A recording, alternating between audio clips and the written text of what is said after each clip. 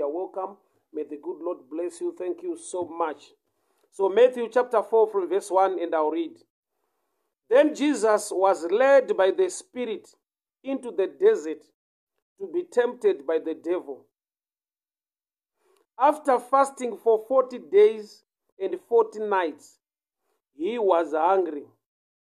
The tempter came to him and said, "If you are the Son of God, tell these stones to become bread."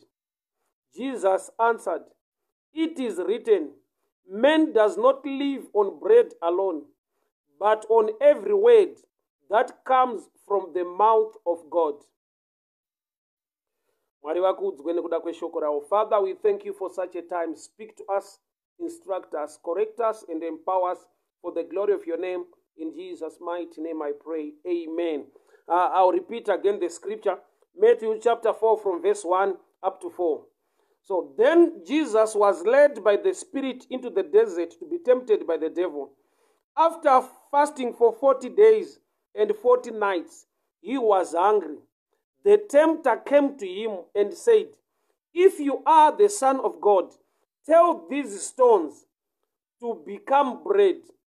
Jesus answered, "It is written, man does not live on bread alone, but on every word that comes from the mouth of God." Man does not live by bread alone, but by every word that comes from the mouth of God. Shena Goto, you're welcome. Thank you so much for tuning in. Wamugo, how are you doing, my brother? It's been a long time. May the good Lord bless you. Thank you so much for tuning in. The woman of God, Beverly Chaleka, thank you so much for tuning in. May the good Lord bless you. Mai Nyamuno Korasaru Pinda Petronella, how are you doing? May the good Lord bless you. Thank you so much for tuning in. The tempter or the devil came to tempt Jesus in the wilderness. Just after 40 days and 40 nights of fasting, Jesus was hungry. And the tempter came with something that sounds like he's a good man. Nokuti wakauya aine miedzo unechekuita nekubreaka the fasting, kana kuti une miedzo unechekuita ne-eating, kana kuti nechekudya. In other words, when the devil wants to attack, anotanga aona the desperation and the need in somebody, so that you create a temptation that looks like something good. Whenever the devil wants to attack, he creates a temptation that looks like a breakthrough. In other words, anoyane breakdown yakapfekedzwa a jacket rakanzi breakthrough. So it takes spiritual maturity to know that this is a temptation, although it sounds as if it's something good you've been waiting for. Remember, Jesus was hungry. After 40 days and 40 nights, then the devil came to tempt him, to strike a temptation. He recorded something that looks like a breakthrough. Imagine unenzara and somebody a message ye eating, cannot a message in a. It sounds as if the devil anotanga garapas asat aita strike.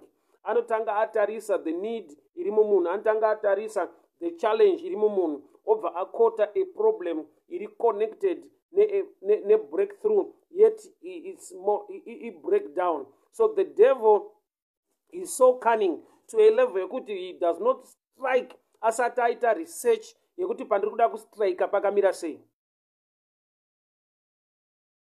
Jesus was hungry. After fasting 40 days and 40 nights, Jesus was hungry. And the tempter came.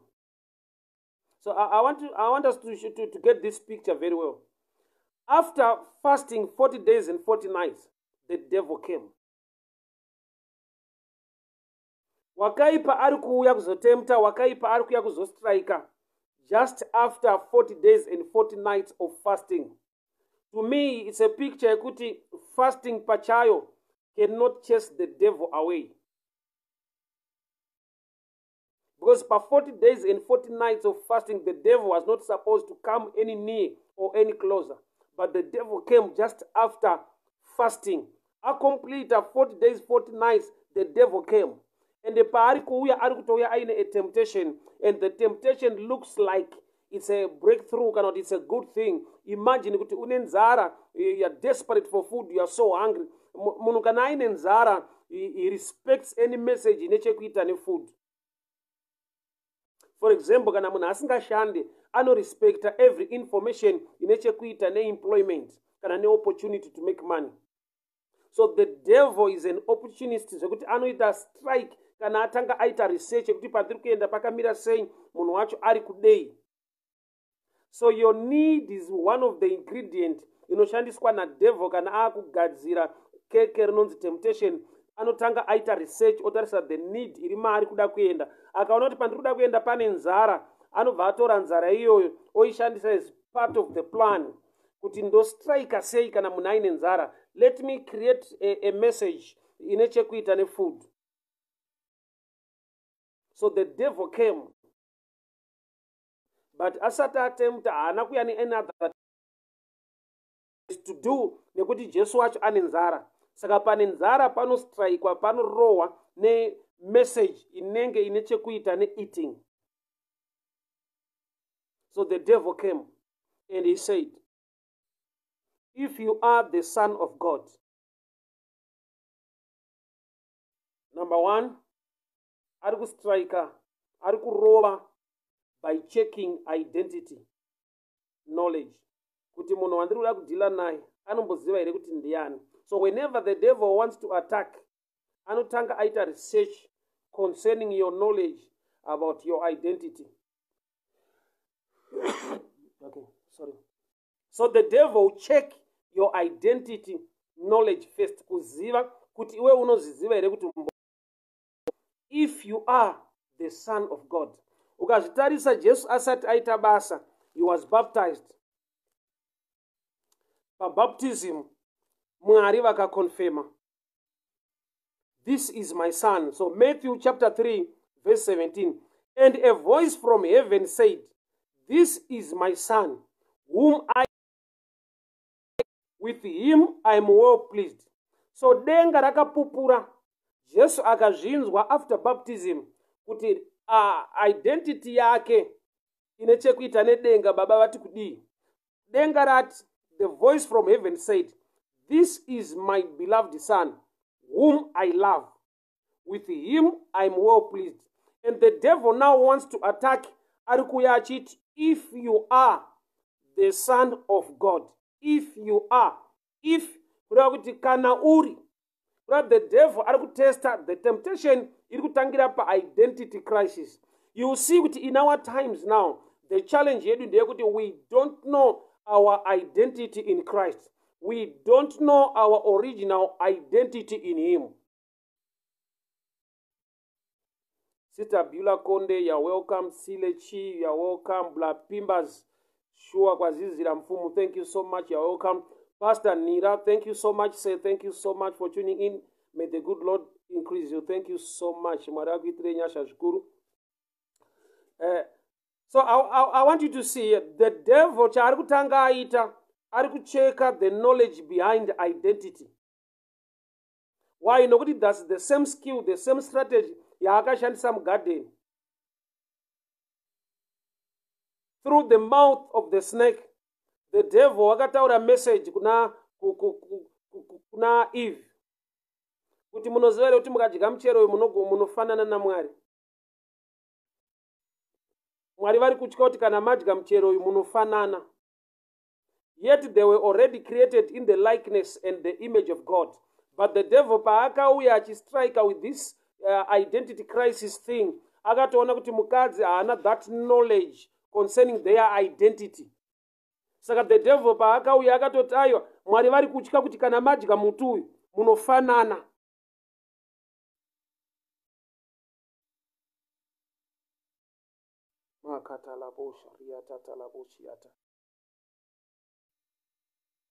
So number one thing chakashandiswa as a weapon, as a tool by the devil, kucheka kuti munhu wandiri kudhila naye anoziva nokuti pane identity ndo pane foundation ye-understanding yako, ndo pane confidence dzako, ndo pane stability yako in the things of the kingdom. Kuziva kuti umbori ani in the sight of God, mumeso aJehovha. nokuti pano Jesu achipedza kubhabhatidzwa, the heavens were opened, voice rikati, this is my beloved son. But the devil now is coming with such a statement yekuti, if you are the son of God. Kureva kuti ipapa pane nyaya, pasati paenda panonzi tell these stones to become bread. The miracle was not a big issue, but the identity crisis was the big issue. Kureva the devil will not strike when you know yourself very well. Kuti mbore ani muna Kristu.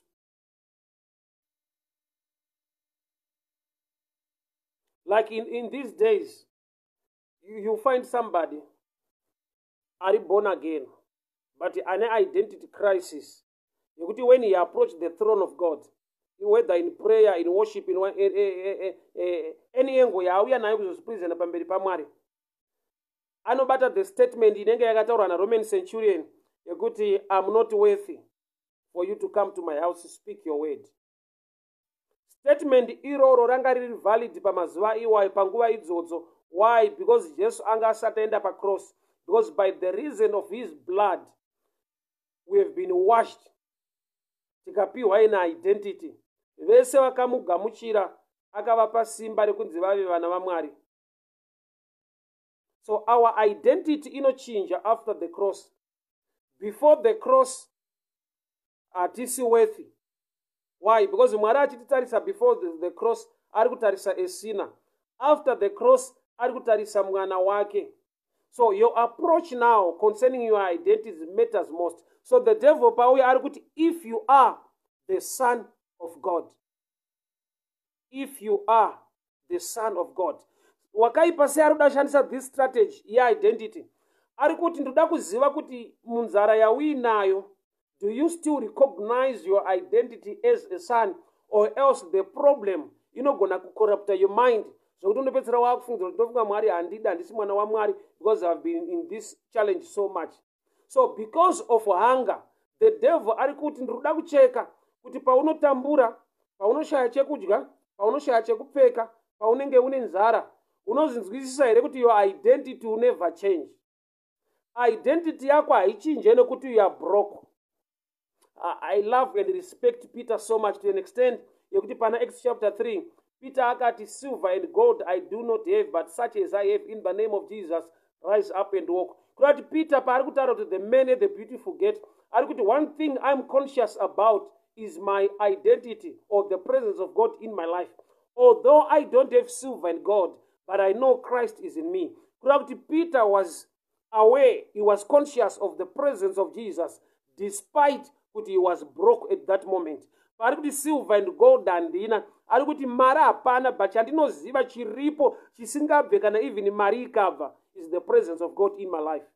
So the devil now wants to take an opportunity yekuda kustrika kumunhu ari muchallenge, ane nzara, kuti nzara haimbofa here yakacorrupta your mindset. Because tikaenda kubhuku ya Luke 15:17 uchaona kuti tine challenge ya prodigal son. Prodigal son, because of hunger, akabvuma kuda kuluza identity. Not only prodigal son, but tikaenda kuna Isaac, kuvana va Isaac, Ishmael, tikaenda kuna Isaac, uchaona kuti pane nguva yekuti the brothers vakasvika pakuti let's exchange, iwe undipe udangwe, ini undipe chekudya, udangwe hwacho hunondibatsirei, kana ini ndine nzara udangwe hunondipei, it's good kuti ndingoluza udangwe hwangu. Identity crisis iri kucreatwa nekuda kwehunger. Identity crisis yakacreatwa because of hunger. Identity crisis inogona kucreatwa kana munhu ari muhanga kana asinganzwisi. So Jesu ane nzara, he was hungry, and the devil paari kuya paari ari kuti kana uri mwana waMwari, can you turn these stones into bread? Sei ari kuda kumbochallenge identity, because in Esau the devil akaiwina. Why? Nokuti Esau adzoka kundovhima asina kubata, akati kuna Jacob, zvinondibatsirei kuti ndirambe ndiri dangwe? It's better I lose my position, I lose my identity as the firstborn son, ndiwane hangu food. Pana prodigal son, the devil akabudirira akaiwina, because prodigal son aine nzara, akati I'm going back to the father. Asvika kuna baba ndokubva ati musanditore semwana wenyu, kurati hunger has reduced my mental understanding, my capacity to reason, my identity, I've lost it in hunger. Saka akati baba musanditore semwana, nditorei semuranda. He was so hungry, he was so desperate for food to the level yekuti I will humble myself to a level yekuti I will lose sonship to gain bread. Yet chachiri mystery iri yakavanzika ipapa. When you are a son, automatically bread is yours by right. But if you become a servant, you work for bread. But if you are a son, saka papa uchiona pa the Lord's prayer, tinoti tipewo chingwa chedu. It's not a begging statement. Kuti tipewo chingwa chedu cha nhasi, ku acknowledge kuti chanezuro takapiwa, because we are sons. So the devil pari kustrika now, ari kuti if you are the son of God, say ada kushandisa that term achiziva kuti Jesu achipedza kubhabhatidzwa naJohani, denga rakavhurika rikataura kuti this is my beloved son. Jesus is conscious of his identity, but the devil is taking chances. Why? Because anoziva kuti Jesus is hungry now. For 40 days and 40 nights haana kunge adya. Saka because of hunger, sometimes identity yake iri shaking. It's happening in the church, it's happening in the body of Christ, it's happening to a lot of people, to a level where when challenges come, they no longer understand and they no longer believe that they belong to God or they are the sons of God. I don't know whom I'm talking to. I've come to challenge you in understanding your identity. A challenge will not change you. You will remain a son of God, although in a challenge. Dambudziko arikuite muranda, dambudziko arikuite muranda, rinokuita mwana wa Mwari ari mudambudziko. So the devil is taking chances. Kuti kana munhu ane nzara, atsanya 40 days and 40 nights. Chinhu wani chandinoziva kana munhu ane much problem, anotadza ku understand identity yake. Kana munhu ari mu challenge for a long time, anotadza ku understand kuti Mwari achiri kundida. So sometimes even the love of God, you can still doubt it. Kuti Mwari munoti anondida here inini. Namo yese, because dai Mwari achindida ndisiri mudambudziko. Yet unogona kudiwa and unogona kuita pass through a challenge, and yet God loves you so much. Makata boshala basadaka. Redada sakianda. Hear me very well, people. The devil parikut, if you are the son of God, if you are the son of God, it's a question in etikutane identity. Say ada kuishandisa is using this to a hungry man.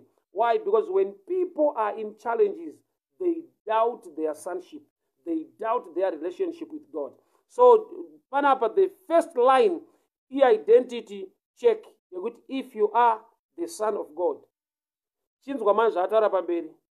Tell these stones to become bread. This is NIV, but King James, turn these stones to become bread. This is to do with the miraculous power. Turn these stones to become bread. I want us to have a close look concerning this statement. Say devil, Satan, nekuipa kwake kwese.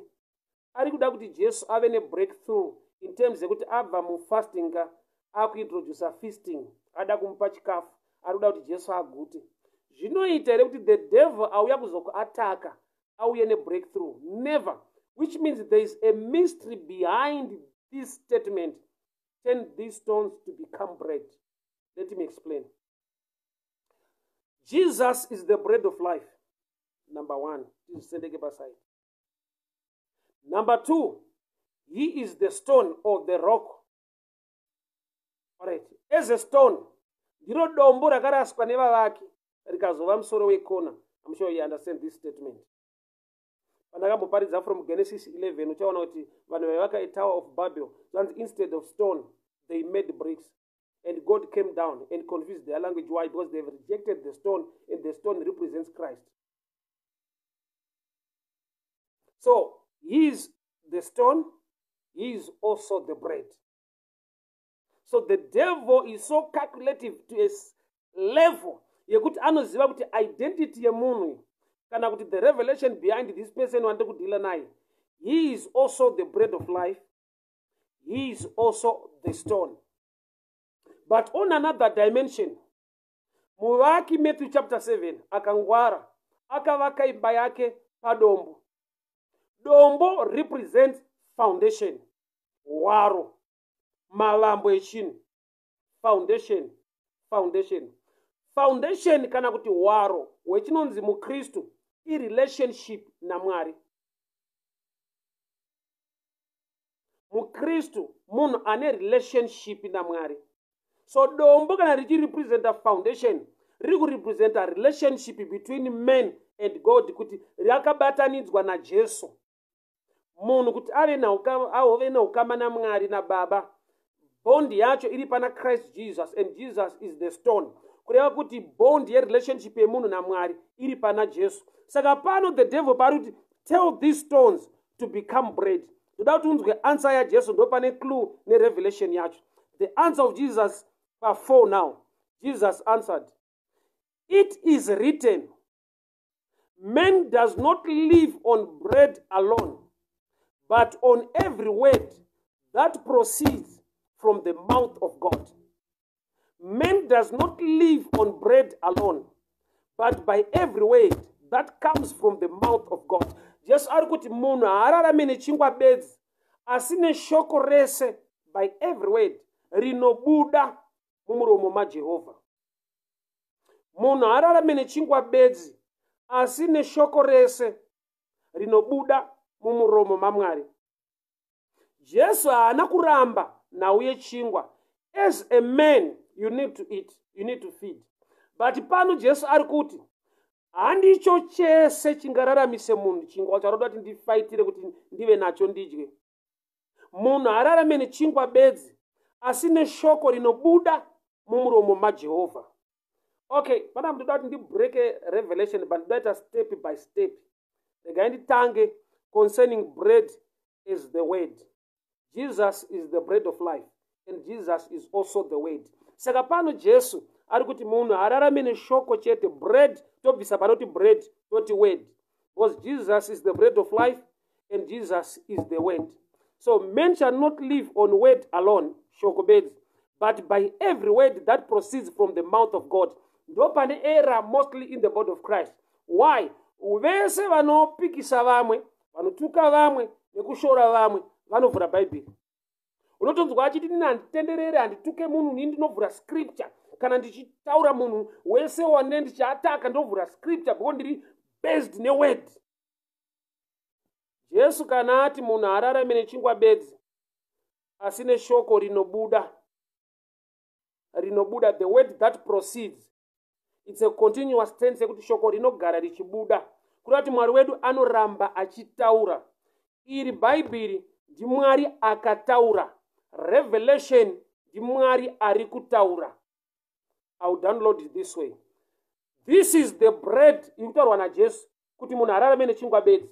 That's why there is need for somebody to be anointed, appointed, and sent by God to minister the word. Why? Because iro pacharo chingwa, but ichi chingwa ichi ndechanezuro. Chingwa ichi ukasava nerevelation hachikugutse. Why? Saka uchiona kana Bible ravhurwa tapedza kuverenga, vanhu vanogara kuti taurai nawo. Kuda kuti paravhurwa rikaverengwa tine nzara, toda kunzwa the mystery behind. Chinofidha vanhu irevelation. But revelation inobuildwa kubva pascripture, which means scripture pachayo without revelation it's bread alone. We need the word that proceeds from the mouth of God. Kureva kuti iri Bhaibheri ndiMwari akataura, but chinotibatsira today ndiMwari ari kutaura. Zvichibva papi, we read the scripture and we begin to minister. Which is by ministering, God is speaking. Men shall not live by bread alone. Bread represents the word. But the word is not enough when we don't have the revelation upon the word. I don't know if you can hear me very well, people of God. Iri pacharo unogona kuriverenga ukato create a problem instead you create a solution.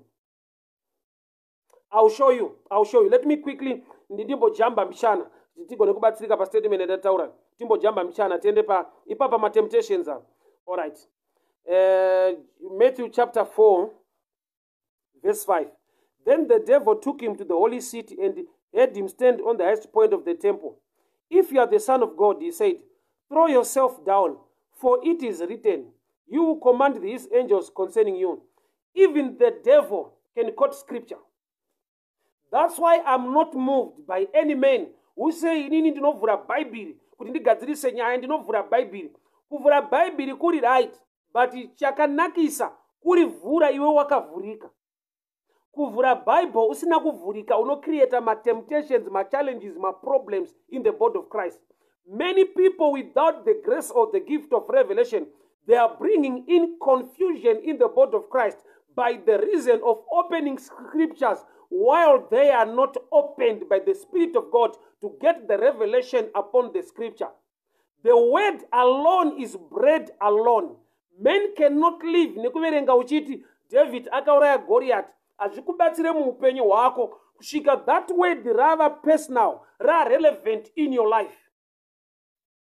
I'll give you an example.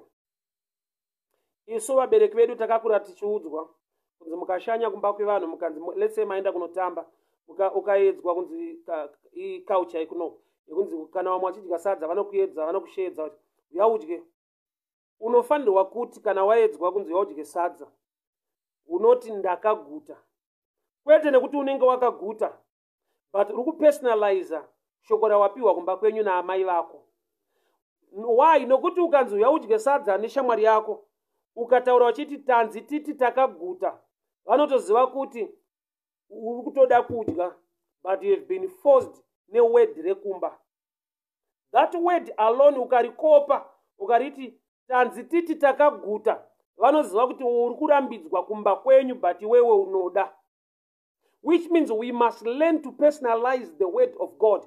Unofanirwa kutaura kunzwa kutaura kwaMwari wopersonalize soko racho rova rako. Saka the personalizing of the word is the revelation for today. Why? Because whatever you are praying for God to bring into your life today, hakuna munhu anga anazvo. Times have moved. Even the richest man anonzi Solomon anga asina phone. He was phoneless, Solomon. Kana paapa anga asingabatike. Yet he was the richest. Even motikari anga asina, even kaonda fit anga asina. Yet he was the richest of those days in those times. You ukateta prayer nasi dzimwe nguva you don't want camels.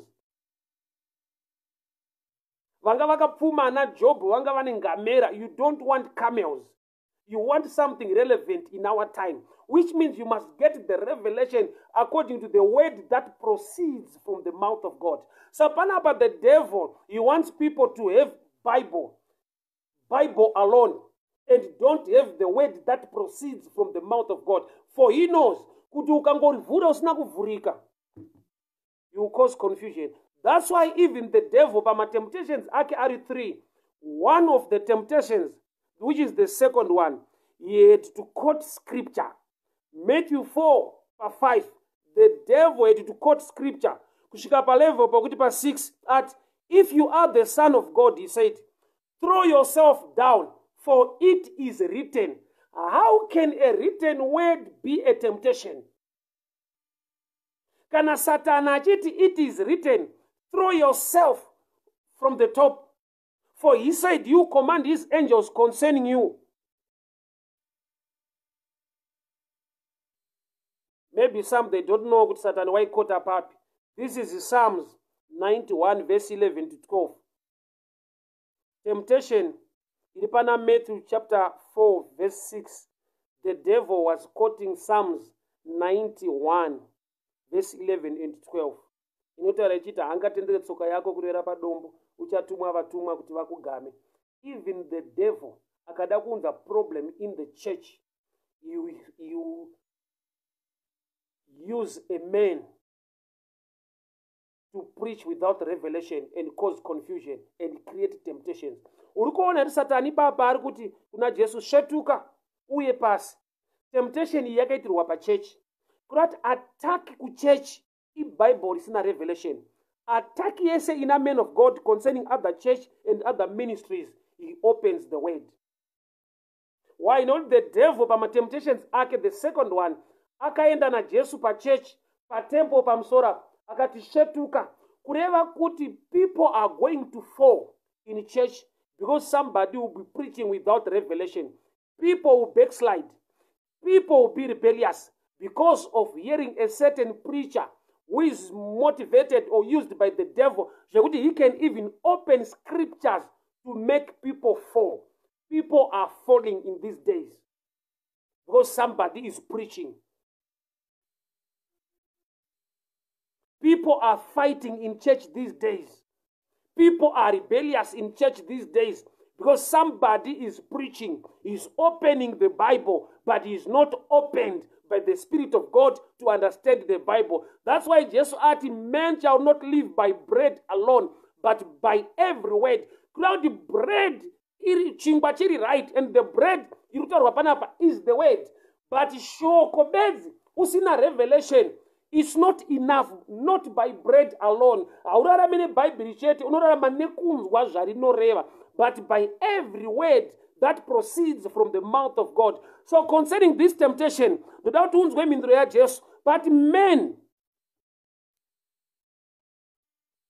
does not live on bread alone, but on every word that comes from the mouth of God. Sapanoti bread, unogona kupa zima, kana kuti kupa chinja, or isa panoti word. Because bread, Jesus is the bread of life, and Jesus is the word. Kurati shoko beds, usina mashoko arikuda munamwari. To have a Bible without the revelation of the scripture, you are creating a temptation. That's why the devil, second temptation, I want to use that Bible now to make you fall. Shetuka, for it is written. So every debate, every disaster in the body of Christ, because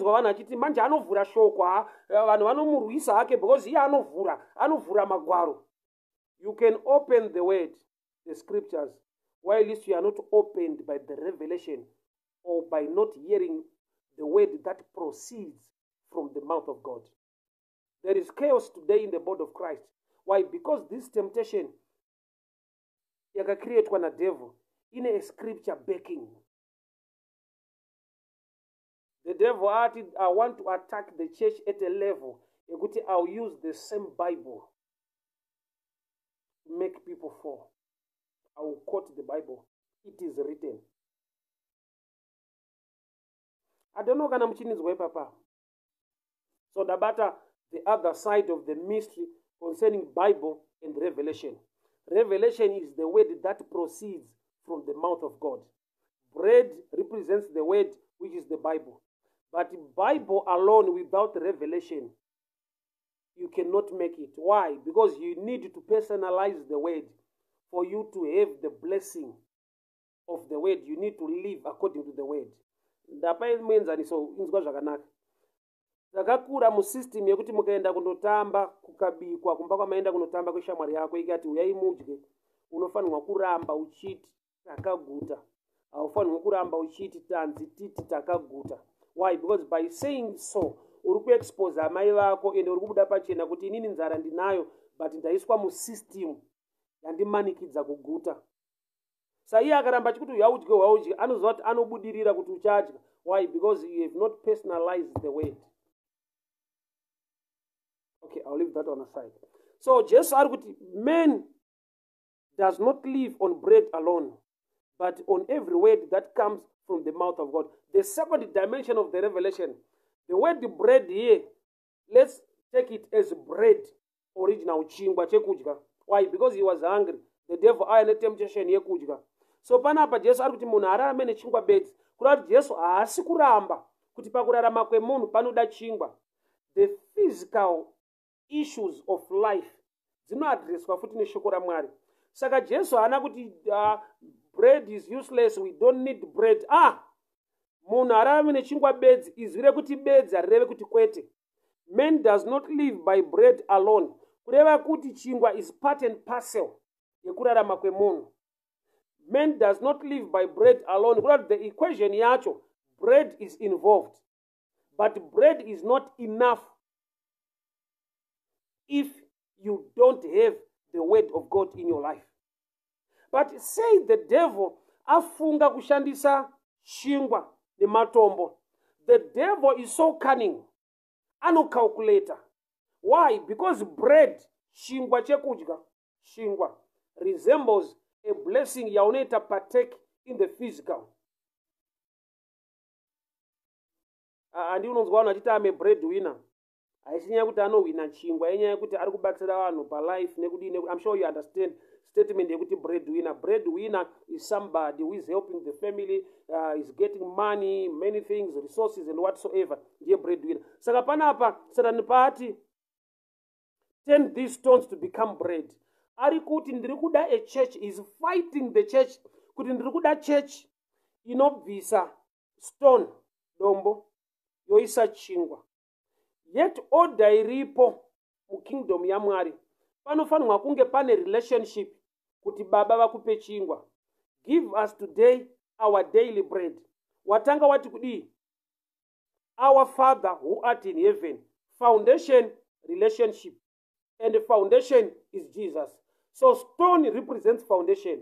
Bread represents a blessing or a physical need. So the devil ari kuti ndiri kuda church inongoda beds kugadzirisirwa ma physical need, but ichipwanya relationship na Mwari, because dombo rinomirira foundation paunenge wakatsika. Saka chitakatsika muukama na Mwari through Christ Jesus. Saka kana uri muna Mwari, foundation yako iri relationship, you don't beg for bread. You don't need a miracle to get bread. It must become a lifestyle. I'll give you an example. I'll give you an example in this way. Veku State House vakanwa breakfast yakati simbei, ine mazai, ine nyama, nechichi, bacon, ham and whatsoever.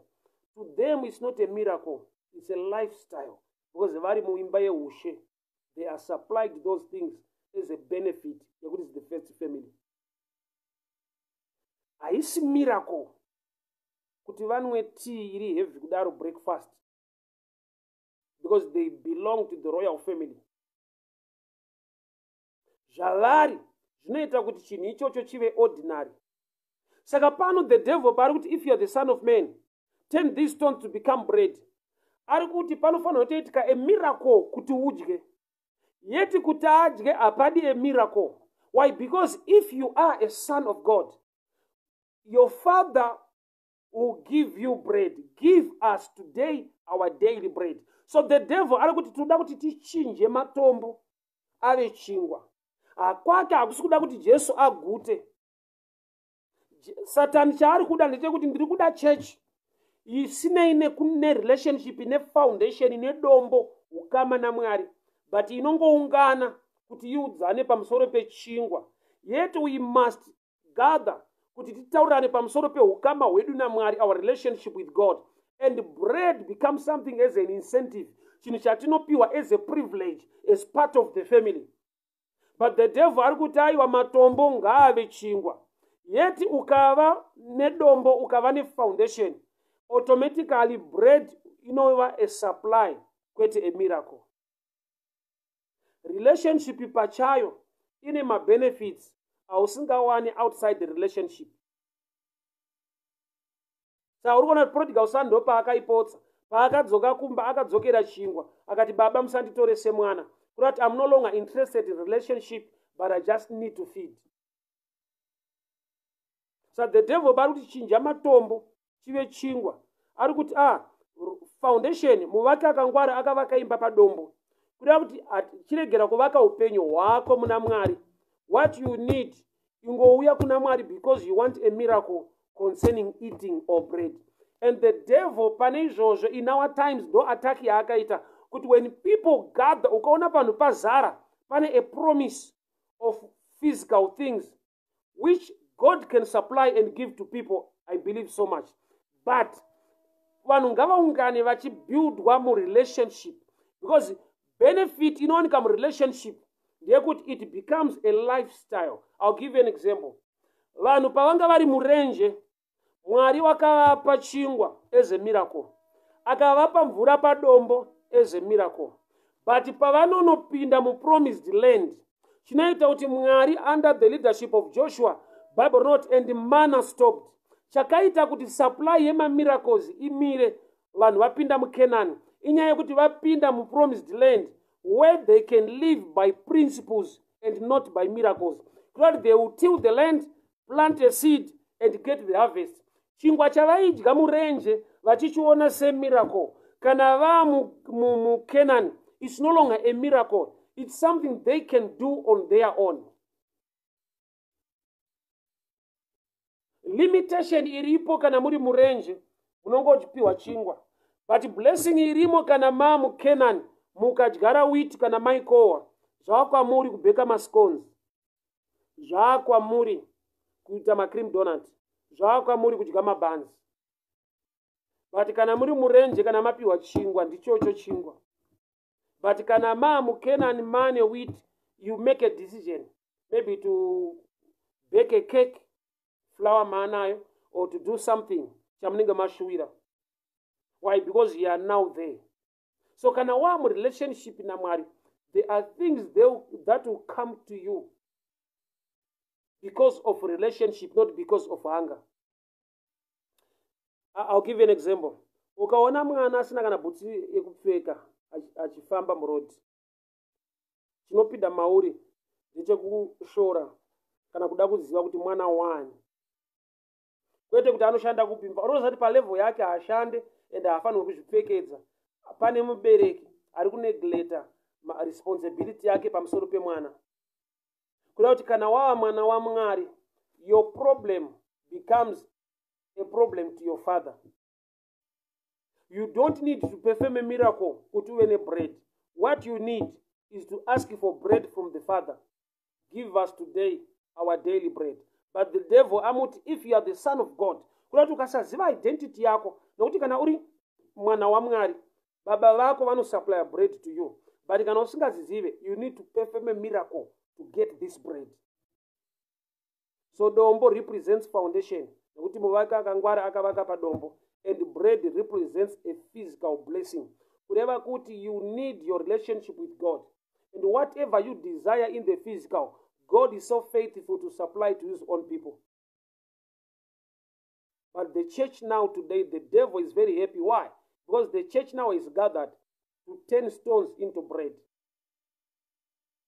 You don't hear much about soul winning. You don't hear much about the relationship in Amari. You just hear the blessings, and the blessings.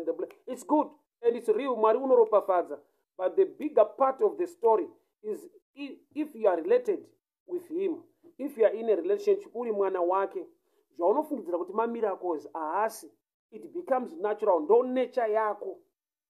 Ndati munhu wekustate house kudya chikafu chakanaka ndozveikoko, hazvisi zvishamiso. But munhu akarova tii nenyama kana nesausage kana nehemu, achigara kana kubudiriro kana kumufakosi, zveshuwa akauya kuchechi anogona kutopa testimony kuti hama dzangu nhasi ndaona Mwari achifamba netsoka, tadya zvakaomarara nhasi, ndaona denga richifamba. Asi kana ari at a certain level, it becomes natural. Unoziva here kuti, alright, I'll give you this example. Unoziva kuti pane zvinhu zvekuti mumwe munhu akava nechinhu ichocho anogona kusarara. But kune vanazvo zvizhinji vanotorara, hope kutobata. But mumwe munhu kungova necheese mufiriji umu, amene anomuka how many times usiku, hope dzisiri kubata. But kune vekuti they are used to such a life, zvekuti hope dzinotobata mufiriji mune zvinhu. Kune a level in life yekuti ukangoona hembe yakanaka so unoti dai kwaedza ndapfeka. Kugoita a level yekuti kana kukaedza you are not moved much kuti dai ndapfeka ndaonekwa, because it's your lifestyle. Zvinodadisa kune vamwe zvinhu zvekuti zviri ordinary, zviri natural. So kana wa a son of God, apadi a miracle for you to get bread. It's your right, it's your privilege as a son, because you belong to the family. So the devil, if you don't know your identity, unonamatira zvimwe zvinhu kuti zviitike. Yet ukaziva identity yako, you believe and trust kuti zvinoitika. If you are the son of God, turn these stones into bread. Kuti ukasaziva identity yako, unopinda busy. You try to make things happen. But when you know your identity, you surrender to God, who will make things happen. So the devil came to Jesus. with a temptation of turning stone into bread. Kwake hakusada kuti Jesu agute. Kwake hakusada kuti Jesu agute adye. He knows the meaning of the stone. But it means foundation, relationship. So Jesus knows this. Ana kuperform a miracle, although ana ability and power, ana kuperform a miracle here. It is written, man does not live on bread alone, but on every word that proceeds from the mouth of God. Ukatarisa pama answers ese a Jesu, ane mhinduro inoti, iri yakafanana in 3 stages. It is written. Do not put the Lord God on test. It is written. Worship the Lord your God and save him only. Kuda kuti Jesu parikuita answer back to the devil, he is going back to the scripture. But pane challenge depano now, not even the devil ashika paari kukotawo scripture, because Jesu ari kuanswer back achiti it is written. It is written. The devil ndokubva ati okay, unofarira Bible stereki zvakanyorwa. Ndokubva ati it is written. Throw yourself down, for it is written. Jesu anoipindura achiti kudii kana Satani akushandisa Bible achiti it is written. Matthew chapter 4 verse 7, Jesus answered him, it is also written. For now ya battle ye depth of knowledge. Kurati ukava ne knowledge iri shallow, iri pamusoro isina kuti dzike isiri deeper. Unengo wangoti saka zvirimo mushoko saka ndizvozvo. But you need to go deeper in understanding. Satani kana ati kuna Jesu throw yourself down, for it is written. Jesu anopindura kuti kudii kana Satani ati it is written. Noti ndirini hangu ndikanzi it zvirimo, ndaingoti haisitoita zvirimo. But Jesu ari kuti although it is written wakota, Jesus answered as well, it is also written. Kurati ya battle ye depth of knowledge. May you acquire deeper knowledge concerning the things of God. Usave nekuziva kuri pa surface kunokucreatera a temptation, yet it's a written statement. But you need to go deeper. Saka Jesu ati kudii kana Satani ati it is written, ndo paifanira kuperere nyaya. Jesu otoshetuka nokuti pakotwa scripture. But Jesu anoti it is written also. It is written also. The battle of knowledge, the battle of knowledge. Which means you must go deeper in getting the truth. Usangogumira pakuti zvitorima pakanyorwa so apa, zvitorima pakatonyorwa ndakuita izvozvo. You can create a problem. You need to go deeper with every statement. Shoko rimwe nerimwe rine rinopupurira. You need to go deeper in getting knowledge. Somebody once came to me. Unoziva kuti Bible iri rinotorambidza kuti vakadzi vaparidze. Rinotorambidza kuti vakadzi vaparidze. Some they still believe that. Kana kumachechi kwavanoenda vakatoona mukadzi achiparidza vanotobuda vanototi madhimoni. Shoko haribvuma haridi izvozvo. Yet, if you go deeper concerning nyaya yevakadzi, you will see kuti pawakabatira pekuti havaparidze, you have been missing the spiritual understanding of the thing. Why? Because by revelation, mukadzi is a shadow picture of the church. So it's not the church inopa the foot or the message to the believers, but it is the Son of God. So men represent son in the physical realm. Murume ndiye mwanakomana by a picture yekuti ndiye murume. Church mukadzi. So church haisiriyo in a message, but the Son of God. So okay, I'll leave that aside. Let me go deeper this way. Shoko rinosvika parinoti mukadzi ngaanyarare, but kana aakumba anobvunza murume wake. By simple reasoning, unofanirwa kucreatawo mubvunzo. Bible scripture ukacreata mubvunzo ndopaunoita deeper in research and getting revelation.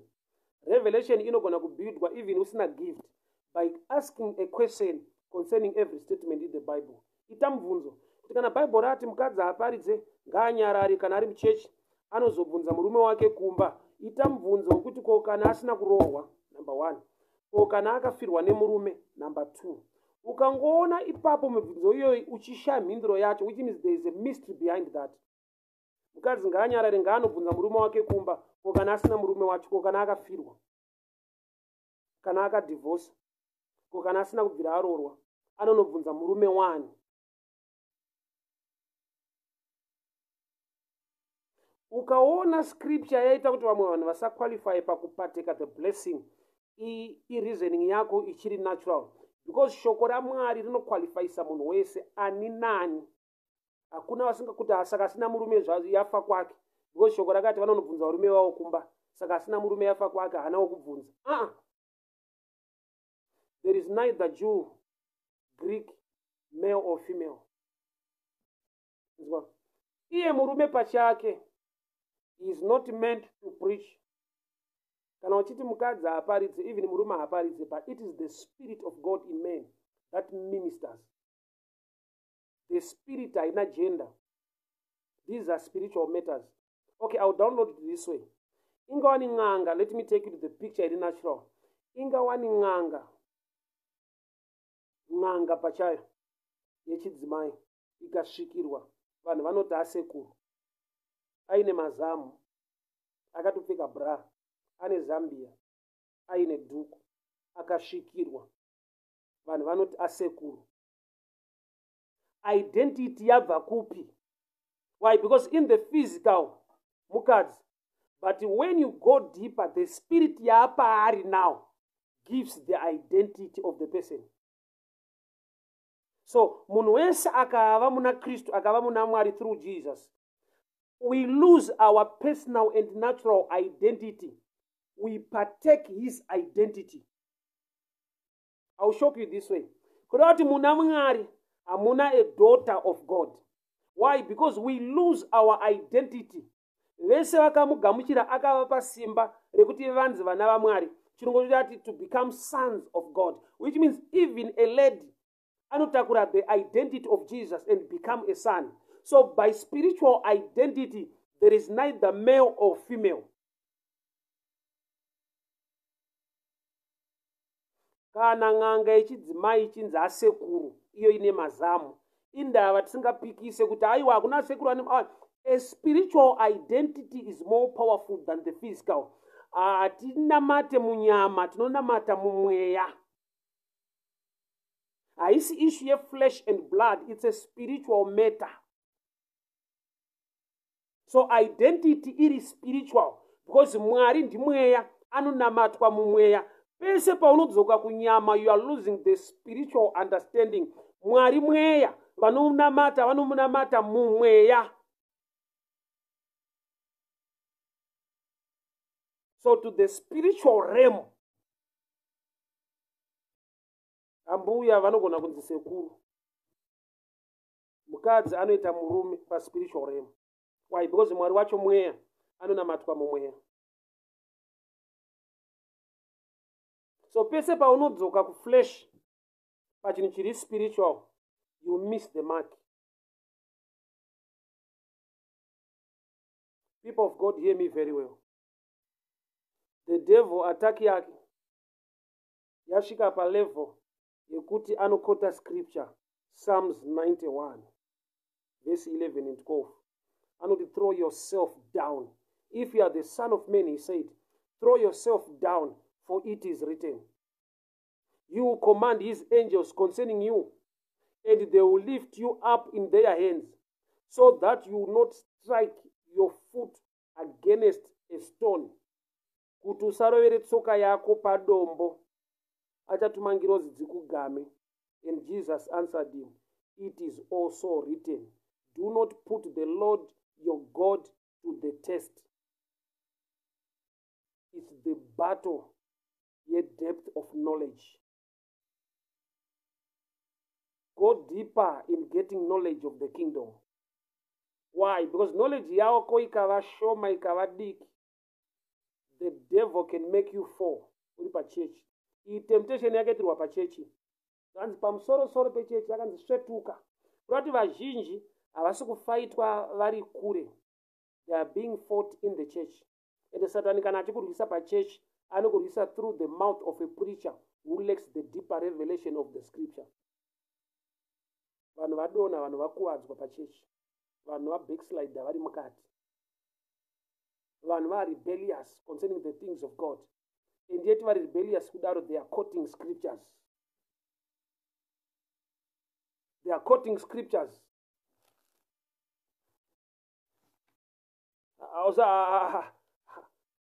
Hakuna chinondibata zvakanyanya chekuti munhu anorasika kusvika palevel yekuti anorivhura achitsigira era iri maari anorivhura.